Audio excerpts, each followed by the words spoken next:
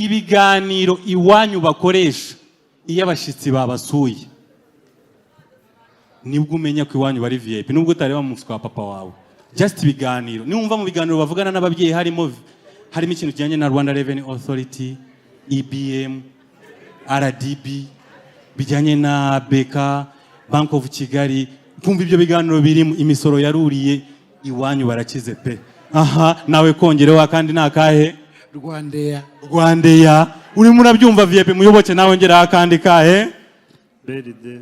aha amashimenshi kuri muyoboke urumva VIP ariko nyamuneka nibuzi cyo iwanya abashitsi babasuye ukumva ibiganiro bari kuvuga harimo ibintu byo gutanga inanga ku ngurube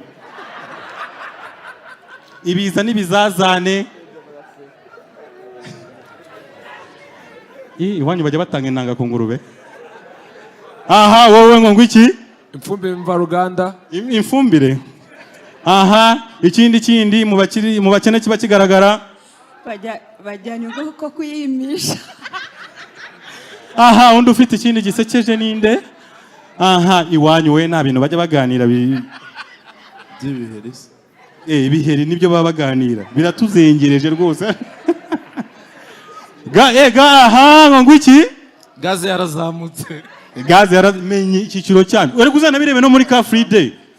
Free Day uzareba muyoboke bari kwirukanka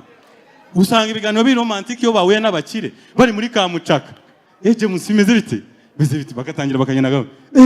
nzi ko wagiye muri Canada reka navuye wowe umeze ute nanjye ndawe uracyakora muri bede reka ntabwo ngikora cyagenze bite se navuye rwose ubu nagiye mu nganda zanjye bakajya muri Kamucaka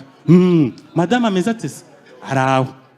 ariko ari muri Canada yagiye gukora iki se ari muri vacances n'abana urumva ibiganiro biri VIP Car Free Day bari kwiruka sasa reka ngewe Joshua papa wanjye yayobye yagiye mahuriyeho na papa Kibonke bahuriye muri Car Free Day nabo barirukanka Rutikanga bimeze bite waje kugabanya urwagwa sha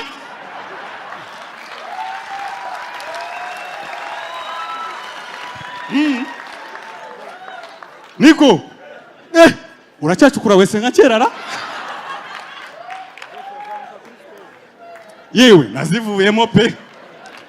hanyuma se uracyakora imva nka kera reka umva imyuga y'abaviye